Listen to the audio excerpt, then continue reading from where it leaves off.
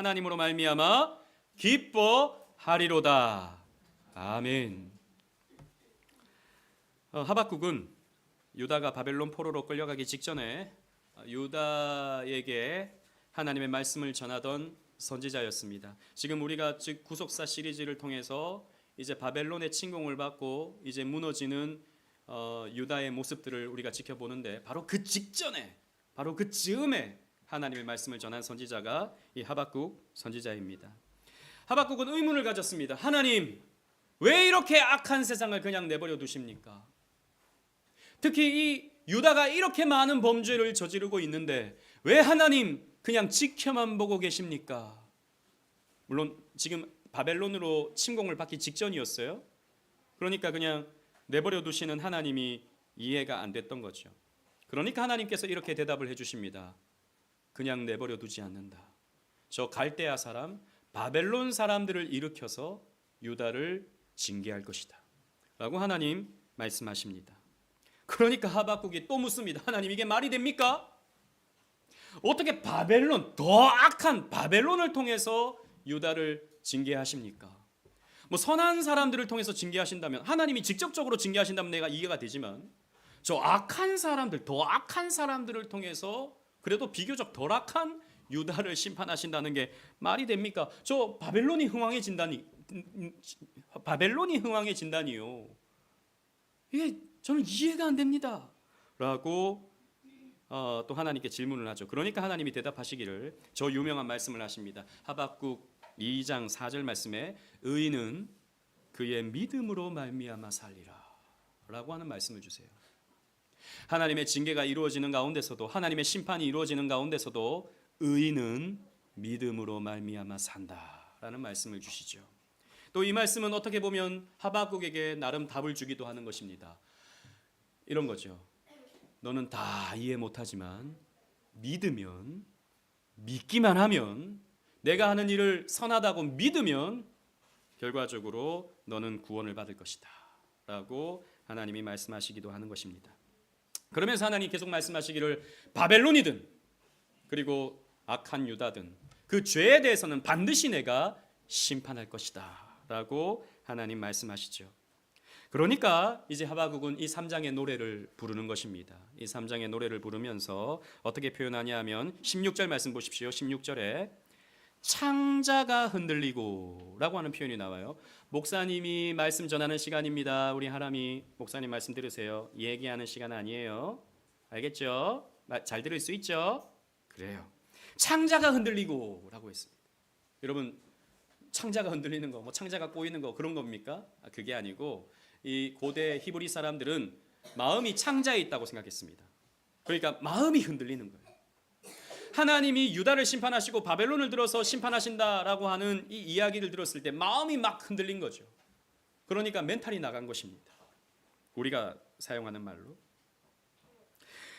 어쨌든 자기가 사랑하는 나라 유다가, 또 거기에는 자기의 친지들이 있고 가족들이 있고 자기가 사랑하는 민족 유다인데 하나님이 바벨론을 들어서 심판하신다. 그래서 나라가 멸망한다라고 하는 것을 생각하면 마음이 막 요동치는 것입니다. 그리고 16절에 계속 보시면, 여러분 보세요. 환난 날을 내가 기다림으로 썩이는 것이 내 뼈에 들어왔으며 내 몸은 내 처소에서 떨리는도다. 내 뼈가 썩는다는 거죠. 내 몸이 막 떨린다는 거죠. 여러분, 이것은 어떤 표현이냐 하면 여러분 정말 막 넋놓고 울 때 있잖아요. 넋놓고 울음이 터질 때 몸이 막 떨리잖아요. 그런 경험 여러분 해보신 적 있으십니까? 즉 나라가 멸망할 것을 생각하면서 통곡하고 있는 거예요. 몸을 막 떨면서. 여러분, 그러면서 노래하는 것이 저 유명한 비록 무화과 나무 잎이 마르고 포도 열매가 없으며 감람나무 열매 그치고 논밭에 식물이 없어도 우리의 양떼가 없으며 외양간에 송아지가 없어도. 여러분, 우리 이 찬양 너무 잘 알잖아요. 주일학교 나온 분들이라면 이 찬양 모르는 분이 없죠. 무화과 나무 잎이 마르고, 뭐 율동도 있잖아요. 얼마나 신나는 찬양입니까? 그런데 이 찬양은 사실 신나는 찬양이 아니에요. 그렇게 즐겁게 부를 수 있는 찬양이 아니에요. 애갑니다. 슬픔의 노래. 그러니까 하나님이 심판하셔서 이것도 없고 저것도 없고, 비록 이것도 없고 저것도 없고 이것도 없고 그것도 없는 이런 정말 절대적인 결핍의 상황에서도 나는 하나님을 놓치지 않겠다. 나는 하나님으로 말미암아 나는 기뻐하겠다라고 하는 절연한 믿음의 고백. 처절함 속에서도 견디는 믿음의 고백이 바로 오늘 우리가 살펴보는 본문의 내용입니다. 여러분, 이것이 신앙이다라는 것이죠. 이것이 우리가 믿는 기독교 신앙이다라는 것입니다. 그러면 어떻게 이 신앙으로 나아갈 수 있는지, 어떻게 이 믿음으로 나아갈 수 있는지 오늘 말씀을 통해서 함께 살펴보고자 합니다. 우리 17절 다 같이 한번 읽어보겠습니다. 본문 17절 성경을 다 같이 읽을게요. 시작. 비록 무화과 나무가 무성하지 못하며 포도나무에 열매가 없으며 감람나무에 소출이 없으며 밭에 먹을 것이 없으며 우리의 양이 없으며 외양간에 소가 없을지라도 여러분, 없다라는 표현이 몇 번 나옵니까? 계속 반복해서 나옵니다. 이것도 없고 이것도 없고 그것도 없고 저것도 없는. 그런데 이 17절의 표현들을 보면 이 내용이 어디서 나오냐 하면 신명기에 나옵니다.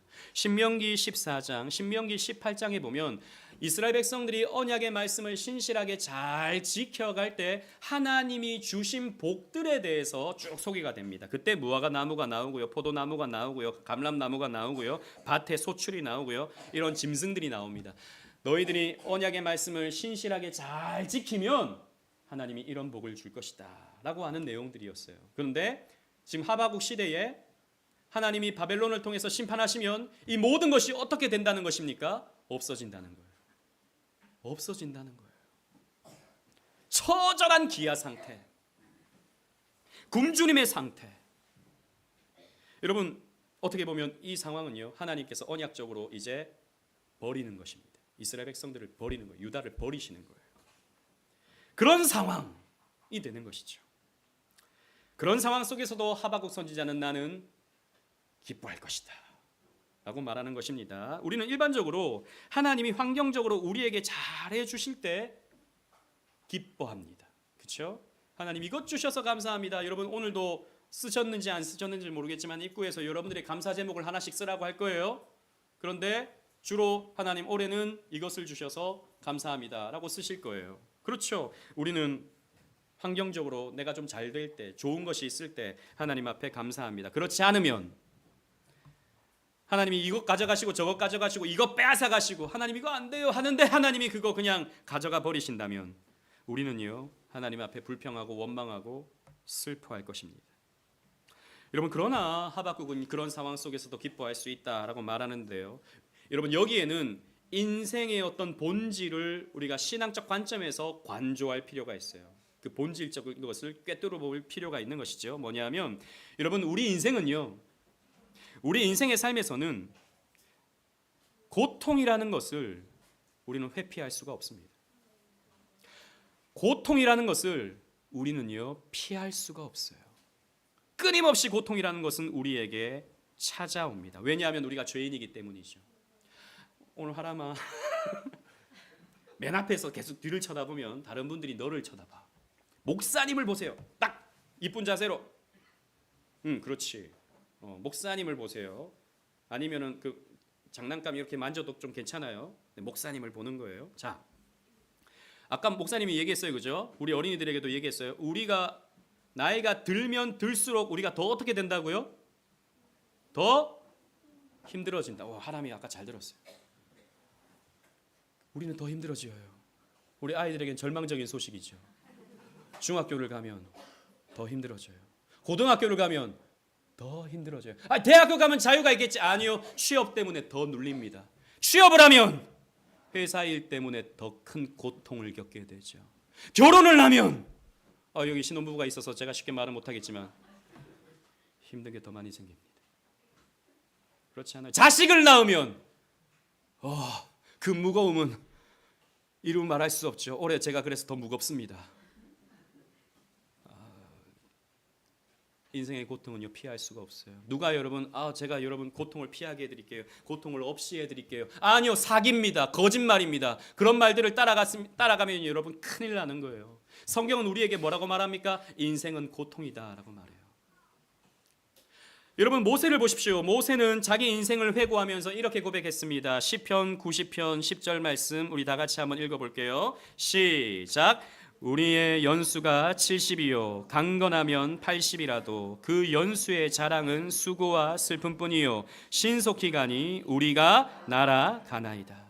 여러분 7, 80 살아보니까 그 결국이 뭐냐? 요약하면 뭐냐? 수고와 슬픔뿐이더라라는 거예요. 누가요? 믿음의 사람 모세가. 야곱은 이렇게 표현했죠. 나는 험악한 세월을 보냈습니다. 누가요? 선택받은 자 야곱이요. 우리는 고통을 피할 수가 없어요. 그런데 고통은요 그 자체로 가치 중립적입니다. 고통이라고 해서 우리는 뭐 고통 믿음으로 바라보면 고통도 우리에게 늘 선하다고 말하지만 꼭 그렇지만은 않아요. 고통은 우리를 무너지게 할 수도 있습니다. 고통은 나를 이상한 사람으로 만들기도 해요. 실제로 여러분 어떤 뭐든지 의심하고 뭐든지 비난하고 나쁘게 해석하는 이런 사람들 우리가 종종 만나죠. 인생에 꼬여 있는 사람들.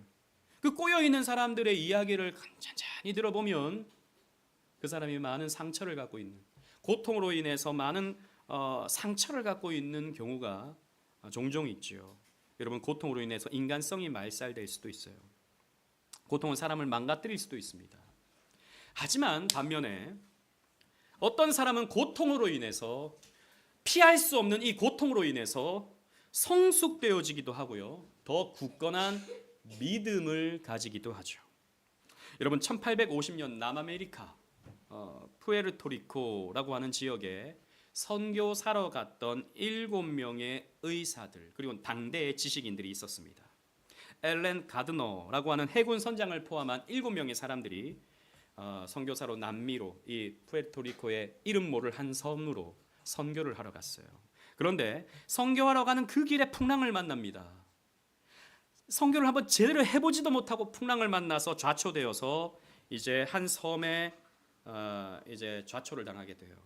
그러면서 식량 조달이 불가능해짐으로써 굶기 시작합니다. 굶고 굶다가 굶어 죽게 돼요.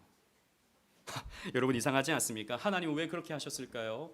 왜 그렇게 그 사람들을 그냥 내버려 두셨을까요? 비참하게 그렇게 굶어 죽게 하셨을까요? 선교를 하러 갔으면 적어도 예수 이름은 전하고 죽어야 되는 것 아닙니까? 근데 그것조차 못하고 죽었어요. 그런데 그들이 남긴 일기가 나중에 발견이 되었습니다. 그 가운데 의사였던 리처드 윌럼스라는 사람은 이렇게 일기를 남겼습니다. 여러분 잘 들어보십시오. 만약 이것이 내 마지막 일기가 된다면, 죽을 것을 직감한 거예요. 내 마지막 일기가 된다면 집에 있는 내 사랑하는 가족이 이 글을 읽게 된다면 내가 형언할 수 없이 행복했음을 믿고 안심하기를 바란다.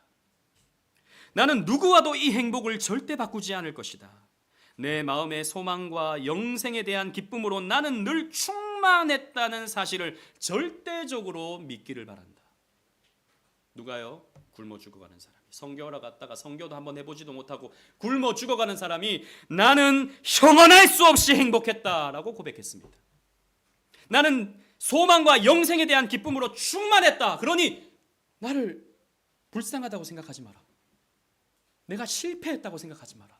라고 이렇게 글을 남긴 것이죠. 또 선장이었던 가드너는 이렇게 말합니다. 나는 하나님의 선하심과 인자하심에 압도당하고 있습니다. 누가요? 굶어 죽어가는 사람이 하나님의 선하심과 인자하심에 압도당하고 있대요. 여러분 이것이 무엇입니까? 복음의 능력입니다. 이것이 믿음의 능력이에요. 여러분 그리스도인은 비록을 겪지 않는 사람이 아닙니다. 나는 기도했더니 이것도 채워지고 기도했더니 이것도 채워지고 아니요. 그런 일들이 여러분의 삶에 일어날 것입니다. 아주 조금요. 아주 특별한 일로. 그렇잖아요. 기도해서 응답되는 것은요. 특별한 일입니다. 내 인생은 평범하죠. 이게 실존입니다. 그러나 더 많이 자주 내 삶의 비록이 이루어지죠. 이것이 없어지고 저것이 없어지고 이것도 안 되고 저것도 안 되는 그런 일들이 일어납니다. 그러나 그런 상황에 있을 때 기뻐하고 감사할 수 있는 것, 이것이 신앙이다라는 거죠. 여러분 오늘 추수감사주일인데 1620년 대서양을 건넜던 청교도들이 영국 국교회의 박해를 피해서 신앙의 자유를 찾아 나섰습니다. 저들은 이유가 단 한 가지였습니다. 이유가 단 한 가지였어요. 물론 뭐 이제 영국에서 미국으로 온 사람 중에 여러 가지 이유로 온 사람들이 있지만 이 메이플라워를 타고 온 이 사람들의 목적은 단 한 가지였어요. 예배를 성경대로 드리고 싶은 마음이었습니다. 영국 국교회가 시키는 대로 예배가 아닌 성경대로 예배 드리고 싶은 마음이 그들에게 컸어요. 그래서 그들은 배를 타고 102명의 선원들과 함께 이 대서양을 건너는데 그 좁은 배에 이 많은 사람들이 탔기 때문에 괴혈병, 폐렴, 전염병이 급속히 번졌습니다. 그래서 이 배를 타고 오는 중에 2명이 목숨을 잃습니다. 그런데 도착했을 때가 11월 달이었어요. 딱 이때쯤. 그때 매사추세츠는 너무 추웠습니다. 너무 추워서 그때 여러 가지 뭐 영양실조에다가 이런 여러 가지 병들이 그들에게 찾아오면서 그 가운데 45명이 죽었습니다. 102명이 이 배를 탔는데 그 가운데 47명이 죽은 거예요. 그 가운데 대부분은 또 영양실조에 걸려 있었습니다. 그 추위를 혹독히 견디고 나서 남아있던 그 55명의 사람들은 다음에 인디언들의 도움으로 인해서 겨우 옥수수 농사를 지을 수 있었죠. 그래서 그 해 가을에 추수를 하면서 하나님 앞에 감사합니다. 이것도 없고 저것도 없고 이것도 안 되고 저것도 안 되는 그 비록의 상태에서 그때의 지도자였던 윌리엄 브래드퍼드는 이렇게 고백했습니다. 하나님은 우리에게 필요한 때에 필요한 도움을 주셨고 그분의 선하심 섭리는 우리의 부족함을 채우셨다. 여러분 세상 사람들이 이 말 들으면 정신승리 오진다라고 말할 거예요. 그렇지 않습니까? 아니 기독교인들 미친 사람들이야. 아무것도 없고 사람들 죽고 가족들 죽어가는데 하나님이 선하시게 모든 것을 채워주셨다고? 이상한 사람들이네? 정신 나간 사람들이네? 라고 말할 것입니다. 그러나 여러분 성경은요 이게 믿음이다 라고 말해요. 여러분 고린도 후서 6장 10절 말씀 주보를 보십시오. 다 같이 읽겠습니다. 시작. 근심하는 자 같으나 항상 기뻐하고 가난한 자 같으나 많은 사람을 부유하게 하고 아무것도 없는 자 같으나 모든 것을 가진 자로다. 여러분 우리는요 우리의 신앙생활에서요 우리는 비록을 극복해야 됩니다. 지금 내가 없는 이것도 없는 저것도 없는 이런 상황 속에서 그 비록을 극복하는 삶, 이것이 우리의 믿음의 능력이다라는 거죠. 그러면 목사님 어떻게 그 믿음으로 극복할 수 있습니까? 더 나아가서 오늘 본문에 보면 여호와로 말미암아 기뻐한다고 했는데 어떻게 기뻐할 수 있는 것입니까? 어떻게 감사할 수 있는 것입니까? 여러분 질문할 수 있겠죠. 여러분 하박국도 그랬습니다. 하박은 비록을 극복할 뿐만 아니라 기쁨으로 나아가고 있잖아요. 난 여호와로 말미암아 즐거워하리로다라고 하고 있잖아요. 어떻게 거기까지 나가는 것입니까? 사실 그게 우리의 신앙의 이유이고 우리 살아가는 이유이죠. 여러분 웨스트민스터 신앙고백서, 특히 여기 청교도들은요 이 웨스트민스터 신앙고백서를 잘 암송하던 사람들이었습니다. 인생의 제일된 목적이 무엇인가? 우리 인생의 제일된 목적이 무엇인가? 이런 무엇입니까? 하나님을 영화롭게 하고 영원토록 그분을 어떻게 하는 건요? 즐거워하는 것. 하나님을 즐거워하는 것, 하나님을 기뻐하는 것. Enjoy to God. 하나님을 즐거워하는 것. 이게 우리가 서야 할 자리다라는 거죠. 그럼 어떻게 갈 수 있습니까? 하박국에서 우리는 나름 답을 얻을 수 있습니다. 첫째로 복음을 기억하는 것입니다. 2절 말씀 우리 다 같이 한번 읽어볼게요. 본문 2절입니다. 시작. 여호와여 내가 주께 대한 소문을 듣고 놀랐나이다. 여호와여 주는 주의 일을 이 수년 내에 부응하게 하옵소서. 이 수년 내에 나타내시옵소서. 진노 중에라도 긍휼을 잊지 마옵소서. 아멘. 하나님이 바벨론을 통해서 유다를 심판하시고 깡그리다 없어지는 그런 상황이 주어진다라고 하는 것을 들었을 때 놀랐습니다. 그런데 뭐라고 말하죠? 여호와여 주의 일을 이 수년 내에 부흥하게 하옵소서. 이 부흥이라는 말은 되살리다는 말입니다. 우리는 망하지만 하나님, 여기 수년 내라는 말은 내가 살아가는 동안에라는 말이거든요. 내가 살아가는 동안에는 회복되게 하여 주옵소서. 유다가 회복되게 하여 주옵소서. 진노 중에라도 긍휼을 잊지 마옵소서. 라고 이렇게 기도하고 있는 것이죠. 그러면서 3절부터 긴 노래가 이어지는데 여러분 쭉 한번 읽어보시면 이 노래에 중요한 모티브가 있습니다. 계속 이어지는 하나의 구약의 한 사건이 있어요. 그 사건이 뭐냐면 출애굽 사건입니다. 3절 보십시오. 3절 하나님이 대만에서부터 오시며 거룩한 자가 바란산에서부터 오시는도다 라고 되어 있어요. 이 대만 그리고 바란 이건 뭐냐면 이스라엘 백성들이 출애굽하면서 지나온 지형들입니다. 그리고 산들이에요. 출애굽할 때 이렇게 쭉 이렇게 홍해를 건너서 광야를 지나서 가나안 땅으로 들어오는 그 여정 속에서 봤던 산 이름이 바란산이 되는 것입니다. 또 4절에 보면 4절 다 같이 한번 읽어볼게요. 시작. 그의 광명이 햇빛 같고 광선이 그의 손에서 나오니 그의 권능이 그 속에 감추어졌도다 라고 하고 있습니다. 즉 하나님의 광명, 하나님의 빛이 이렇게 나타났다라고 하는데 이 표현도 출애굽기 34장 29절에 모세의 얼굴과 모세의 손에 비친 하나님의 영광을 추억하는 거예요. 모세의 얼굴이 빛이 나잖아요. 그리고 모세가 이렇게 사역할 때 하나님의 영광이 나타났던 것을 이렇게 추억하는 것입니다. 또 5절에 보면 역병이 나오는데요. 이것은 출애굽기 9장에 나오는 10대 재앙 중에 나타났던 한 사건이죠. 하박국은요. 출애굽을 추억합니다. 출애굽을 생각합니다. 또 뿐만 아니라 여호수아서도 기억해요. 11절 말씀 다 같이 한번 읽어보겠습니다. 우리 다 같이 한번 크게 한번 읽어볼게요. 본문 11절입니다. 성경을 보고 읽습니다. 시작. 날아가는 주의 화살의 빛과 번쩍이는 주의 창의 광채로 말미암아 해와 달이 그 처소에 멈추었나이다. 아멘. 여러분 이 사건 기억하시죠? 저 아얄론 골짜기에서 여호수아가 전쟁을 할 때 뭐라고 말합니까? 태양아 머무르라, 달아 그 위에 서라 라고 하는 해와 달이 멈추는 사건이 있었지 않습니까? 그 사건을 지금 추억하는 거예요. 즉 이런 것이죠. 하나님께서는 우리 백성들에게 긍휼을 베풀어 주셨습니다. 이스라엘 백성들이 잘한 것은 조금도 없지만 여러분 출애굽 과정에서 이스라엘 백성들이 얼마나 하나님 앞에 불순종하고 불신하는 모습을 보였습니까? 그러함에도 불구하고 하나님께서 은혜를 베풀어 주셔서 이스라엘 백성들을 출애굽하게 하셨듯이 하나님 우리 시대에도 하나님 긍휼을 베풀어 주시옵소서. 우리도 잘한 것 아무것도 없지만 우리에게도 긍휼을 베풀어 주셔서 우리를 회복시켜 주시옵소서 라고 이렇게 하박국이 기도하고 있는 것입니다. 그렇지 않습니까? 하나님은 조건 없이 이스라엘 백성들을 구원해 주셨습니다. 조건 없이요. 죄 짓는 가운데서도 구원해 주셨습니다. 조건 없이요. 여러분 조건 없이 베풀어진 하나님의 은혜를 두 글자로 요약하면 무엇입니까? 복음입니다. 복음은 조건 없이 주어지는 하나님의 은혜입니다. 여러분 하나님께 사랑받을 조건이 있나요? 여러분 조건이 있으세요?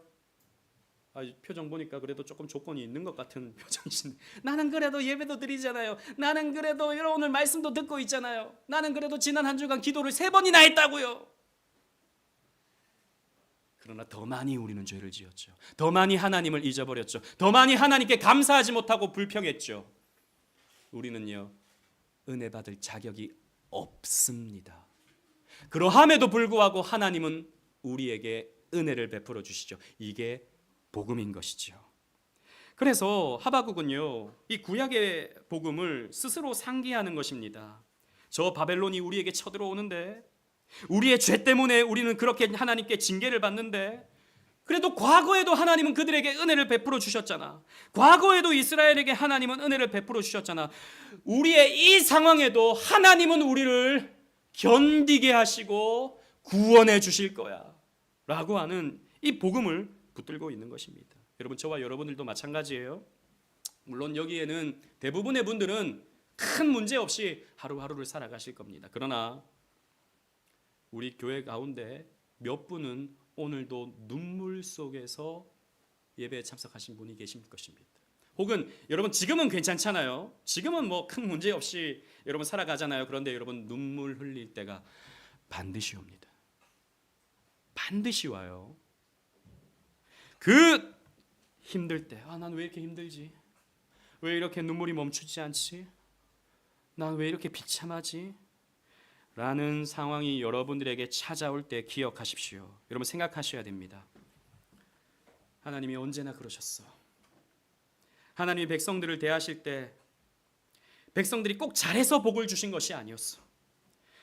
이스라엘 백성들은 늘 잘못했지만 하나님은 그들에게 은혜를 멈추지 않으셨어. 그러니 나는 다시 한번 하나님을 붙잡겠어 라고 고백하는 것이 여러분 복음을 붙잡는 것이고 여러분들이 비록의 상황을 극복할 수 있는 첩경이 되는 것입니다. 나는 아무것도 없어도 하나님이 나에게 선을 베풀어 주실 거야. 지금은 너무 힘들지만 나는 잘못이 많음에도 불구하고 하나님이 나를 회복시켜 주실 거야 라는 것을 믿는 것이 우리의 믿음이 되어야 된다라는 것입니다. 그리고 둘째로는 복음을 단순히 기억하는 데서 그치지 아니하고 반복해서 기억하는 것이 우리에게 필요합니다. 여러분 3절로 15절 말씀을 쭉 보면 이 출애굽의 내용 가운데 특별히 홍해가 갈라진 것을 반복해서 강조하고 있는 것을 볼 수 있어요. 8절 말씀 우리 다 같이 한번 읽어볼까요? 8절입니다. 시작. 여호와여 주께서 말을 타시며 구원의 병거를 모시오니 강들을 분이 여기심이니까 강들을 노여워 하심이니까 바다를 향하여 성내심이니까. 아멘. 여러분 하나님께서 말을 타시고 병거를 모시면서 강들에게 노여움을 쏟으셨다. 여러분 이것이 무슨 사건이겠습니까? 홍해가 갈라지는 사건인 것이죠. 네, 8절뿐만이 아닙니다. 9절도 보십시오. 주께서 활을 꺼내시고 화살을 바로 쏘셨나이다. 주께서 강들로 강을 쪼개셨나이다. 강들로 땅을 쪼개셨나이다. 하나님이 화살을 쏘니까 강을 향해서 쏘니까 어떻게 됐습니까? 강이 항복을 하는 거예요. 바다가 항복을 하는 거예요. 홍해가 갈라진 사건이죠. 또 여러분 10절 말씀도 보십시오. 산들이 주를 보고 흔들리며 창수가 넘치고 바다가 소리 지르며 손을 높이 들었나이다. 항복했다는 거죠. 15절에도 보니까 주께서 말을 타시고 바다 곧 큰 물의 파도를 밟으셨나이다 라고 말합니다. 여러분 바벨론의 신은요 마르둑이죠. 마르둑이 최고 신입니다. 이 마르둑은요 태양을 주관하고 물을 주관하는 신입니다. 태양과 물, 이게 농사 짓는데 가장 중요한 것이죠. 그런데 물을 누가 이기셔요? 하나님이 이기신다. 바다를 누가 이기셔요? 하나님이 이기신다. 그러면 마르둑을 누가 이기는 겁니까? 하나님이 이기신다라고 하는 그런 표현이 되는 것이죠. 이것을 반복해서 강조하는 것입니다. 여러분 성경은요 특징이 이것입니다. 반복입니다. 여러분 성경의 내용은 계속 반복된다는 걸 아십니까? 그래서 여러분 저의 설교의 결론은 언제나 무엇으로 끝납니까? 그렇죠. 예수 그리스도로 끝이 납니다. 창세기부터 요한계시록까지 전체의 내용은 예수 그리스도께서 하신 일, 예수 그리스도께서 이루신 십자가, 예수께서 이루시는 부활의 능력, 이것을 계속해서 반복하죠. 점진적 계시의 과정을 통해서. 왜 그렇습니까? 왜 반복하죠? 저와 여러분들이 쉽게 잊어버리기 때문입니다. 그죠? 여러분 최고의 공부는 뭐죠? 최고의 공부법은 무엇입니까? 우리 여기 선생님들이 꽤나 계시는데 최고의 공부법은 반복입니다. 지겹도록 반복하는 것이죠. 그러면 그게 내 것이 되는 것입니다. 성경은요 그렇게 우리에게 반복해요. 또 우리가 쉽게 마음이 낙심합니다. 우리의 마음이 쉽게 낙심해버려요. 조금만 문제가 생기고 조금만 어려움이 생기면 우리가 낙심해버려요. 마음이 흔들려버려요. 그래서 하나님은 우리에게 반복해서 복음을 가르쳐 주시죠. 그래서 여러분 마태, 마가, 누가, 요한복음 여러분 내용을 쭉 읽어보시면 내용이 다 어떻게 됩니까? 계속 반복되죠. 그런 의미가 있는 것입니다. 그래서 제가 예전에 신학교 다닐 때 우리 설교를 가르쳐 주신 은사 목사님은 늘 이렇게 말씀하셨어요. 했던 설교 또 하는 거에 부담 가지지 마라. 저도 그렇거든요. 이거 지난번에 좀 했던 건데 이거 또 하면은 또 성도님들이 목사님 또 똑같은 소리 한다. 그러지 않을까 염려가 되거든요. 근데 그런 걱정하지 마라라는 거죠. 왜요? 성도님들은 잘 까먹는다. 듣는 것 같이 막 목사님 눈 초롱초롱해서 보지만 잘 잊어버린다. 제가 여러 번 체험했습니다. 진짜. 제가 옛날에 대학생 가르칠 때 막 튤립 교리 막 열심히 가르쳤거든요. 그래서 막 그때 기억이 나요. 막 눈을 초롱초롱 뜨면서 받아 쓰고 했던 친구들 있었거든요. 근데 나중에 제가 개척하고 나서 몇 해 후에 와가지고 목사님 요즘에 튤립을 배우는데 너무 즐거워요 그러더라고요. 야, 내가 옛날에 가르쳤는데. 아, 목사님 그랬나요? 그래. 우리는 잘 잊어버립니다. 그래서 반복하죠. 근데 여러분, 이 반복이 우리에게 중요한 것은 왜냐하면 이것은 단순한 지식 전달이 아니에요. 단순한 정보 전달이 아닙니다. 예를 들어서 이런 것입니다. 남편이 아내에게 여보 사랑해 라고 말하는 것이죠. 이것은 반복해서 들어야 할 말 맞죠? 표정이 보니까 아닌가? 반복해서 들어야 할 말인 것입니다. 그것을 통해서 우리는 어떻게 확신하죠? 이 사람이 나를 사랑하는구나. 관계가 결속되어지는 것이죠. 마찬가지입니다. 복음이 우리에게 반복되어지는 것은 하나님과 우리의 관계가 결속됨의 의미가 있는 것입니다. 그래서 여러분, 우리는 말씀을요 듣고 또 듣는 거예요. 평생에 듣던 말씀 또 듣는 것입니다. 그래서 제 역할은 뭐냐? 똑같아요. 주일마다 똑같은 말씀을 전하는 겁니다. 어떤 말씀요? 예수 그리스도에 대한 말씀. 근데 그 예수 그리스도에 대한 말씀을 창세기부터 요한계시록까지 요각도에서 저각도에서 요각도에서 아래에서 또 다양한 이런 관점에서 다양한 예화를 들어서 똑같은 걸 여러분들에게 설명해 드리는 거예요. 여러분, 반복해야 됩니다. 묵상을 반복하셔야 됩니다. 성경 읽기를 반복하셔야 됩니다. 그럴 때 여러분들은요 이 비록을 극복해서 기쁨으로 나아갈 수 있게 되는 것이죠. 여러분, 그러면서 여러분 이 초점을 기억하셔야 됩니다. 하박국은 이 출애굽을 생각할 때 한 지도자를 떠올릴 것입니다. 하박국은 그 지도자가 누굴까요? 아까 제가 잠깐 언급했었는데 모세겠죠. 모세. 출애굽의 지도자 모세. 모세라는 중보자를 하나님께서 보내셔서 우리를 구원하셨다. 우리 조상들을 구원하셨다라는 것을 생각하셨다면, 자, 우리는 더 나은 중보자를 생각할 수 있습니다. 그분이 누구십니까? 그렇죠. 예수 그리스도십니다. 모세보다 더 나은 모세, 모세보다 더 큰 선지자 예수 그리스도를 생각해야 됩니다. 여러분, 모세와 예수님이 만난 적이 있습니까? 만난 적이 있어요, 없어요? 없어요? 없어요 하는 사람은 구약만 하는 사람이에요. 있어요. 신약 성경에 나와요. 예수님이 변화산에서 영광스럽게 변화되실 때 누구와 나타납니까? 모세와 엘리야가 나타나죠. 그때 여러분 어떤 내용의 대화가 오갔는지 여러분 기억하십니까? 성경을 보십시오. 누가복음 9장 31절 주보에 있습니다. 우리 다 같이 한번 읽어보도록 하겠습니다. 다 같이 한번 읽어볼게요. 시작. 영광 중에 나타나서 장차 예수께서 예루살렘에서 별세하실 것을 말할세. 별세했다. 별세할 것에 대해서 말했다라는 거죠. 여기서 별세라는 말이 참 재밌습니다. 별세라는 말은 세상을 떠난다라는 말이잖아요. 근데 헬라어를 보잖아요. 헬라어를 보면 엑소더스라고 되어 있습니다. 엑소더스. 여러분, 엑소더스가 뭐죠? 그렇죠. 출애굽입니다. 출애굽에 대해서 말했다라는 거죠. 물론 예수님은 이제 세상을 떠날 것을 이렇게 엑소더스라고 표현하셨지만 출애굽을 얘기하는 거예요. 그래서 여기에서 좀 상상력을 덧붙여서 묵상 가운데 이정규 목사님이라는 분이 이렇게 상상 가운데 이렇게 대화를 한번 꾸며봤습니다. 잘 들어보십시오. 근데 은혜로워요.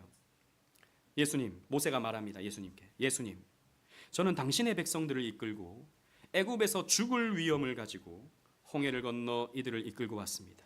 그리고 사회적, 정치적으로 압제를 당하고 있는 백성들을 해방시켰습니다. 그러나 예수님, 당신은 저보다 우월하십니다.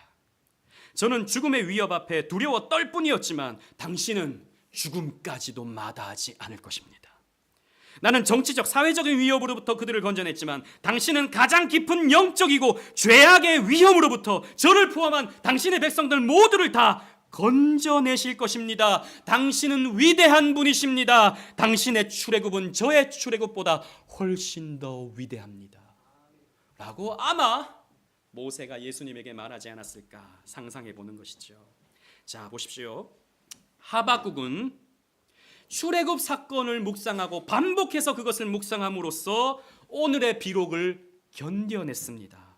그렇다면 우리는 더 나은 모세 예수 그리스도와 더 나은 출애굽을 생각하면서 우리는 오늘을 견뎌낼 수 있는 것입니다. 여러분 기억하십시오. 세상의 것들로 여러분들은 결코 만족할 수가 없어요.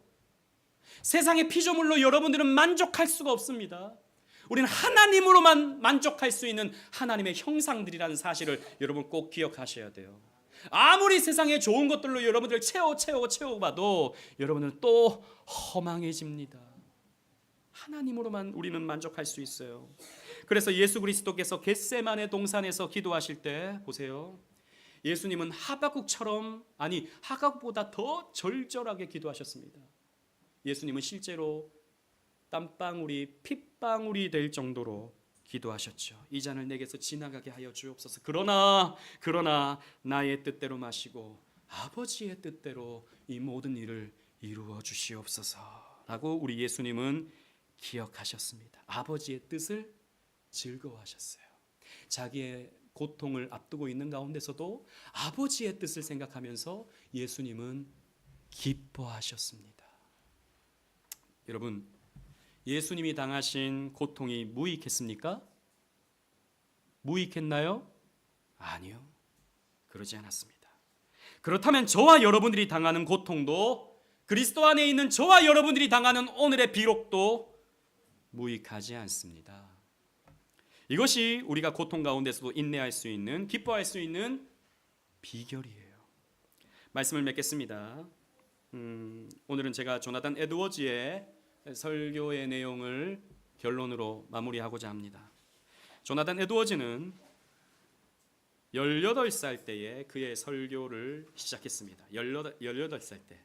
지금 여기 18살 다 돼가는 친구들이 있는데, 그때 그의 첫 번째 설교의 제목이 그리스도인의 행복이에요.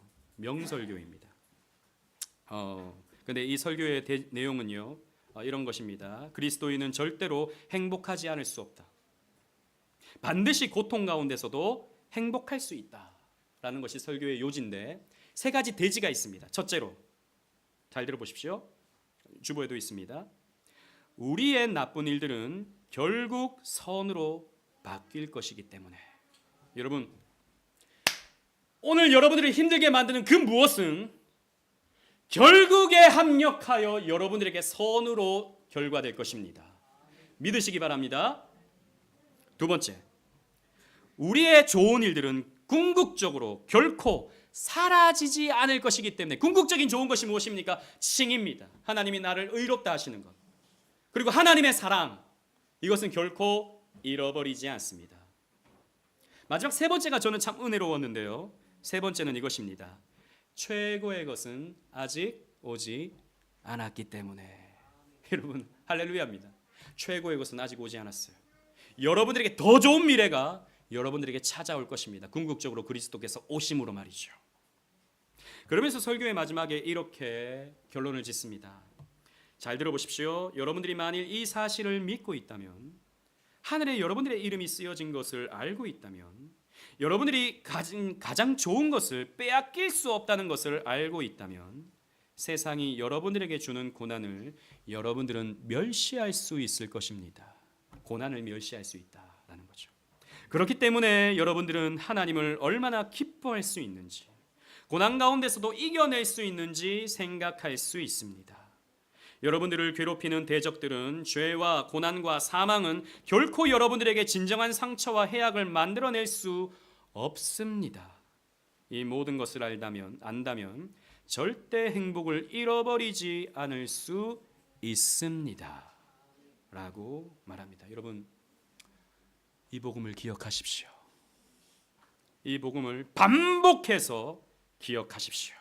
그래서 비록의 자리에서 기쁨의 자리로 나아가는 저와 여러분들 되시기를 주님 이름으로 축원합니다.